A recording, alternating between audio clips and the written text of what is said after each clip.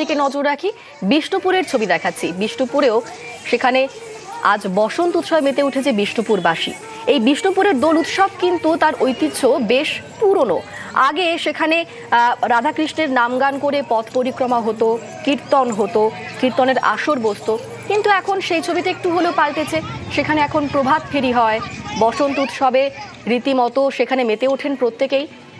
সেখানে ছবিটা একটু হলেও এখন আলাদা হয়েছে। আর আজ সকাল থেকে সেখানে কিরকম ছবি, আমাদের সঙ্গে সরাসরি রয়েছেন প্রতিনিধি দেবব্রত।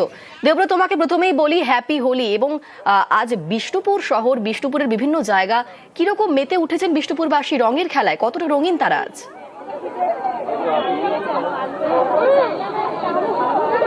একদমই হ্যাপি হোলি তোমাকে এবং নিউজ 18 বাংলার সকল দর্শককে।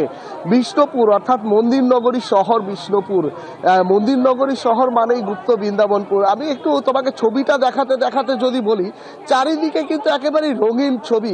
সকাল থেকেই ছোট থেকে বড় সকলেই কিন্তু মেতে উঠেছে। একদিকে যেমন আবির খেলা চলছে, অন্যদিকে কিন্তু সকলেই মেতে উঠেছে। কিন্তু এরপরেই কিন্তু এই মুক্ত মঞ্চ থেকে একটি বর্ণাঢ্য শোভাযাত্রা বেরোবে। সেই শোভাযাত্রা মন্দিরের পাদদেশে পোড়ামাটির হাটে গিয়ে শেষ হবে। সেখানে সারাদিন রয়েছে বিভিন্ন সাংস্কৃতিক অনুষ্ঠান, রয়েছে নাচ গান ফুর্তি। আমি একটু কথা বলছি দিদি ভাই, আজকে হোলি উৎসব কিভাবে পালন করছেন, কিভাবে এনজয় হচ্ছে আজকে? হ্যাঁ, খুব ভালোভাবে এনজয় হচ্ছে, আমাদের অনুষ্ঠানও আছে।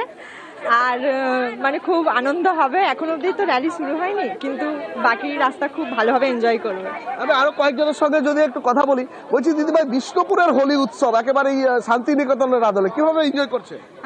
মানে অসংখ্য ধন্যবাদ বিষ্ণুপুরবাসীকে আর প্রশাসনকে, এমন এমএলএ কে, যে আমাদেরকে এত বড় একটা মানে দোল উৎসব উপহার দেওয়ার জন্য।